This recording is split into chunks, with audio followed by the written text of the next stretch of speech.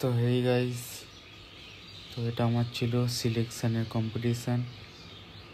তো এখান থেকে দুজনকে সিলেক্ট করবে ন্যাশনালের জন্য 65 ক্যাটাগরিতে। তো ফাইনালি এখানে সিলেকশান আমার হয়ে গেছে।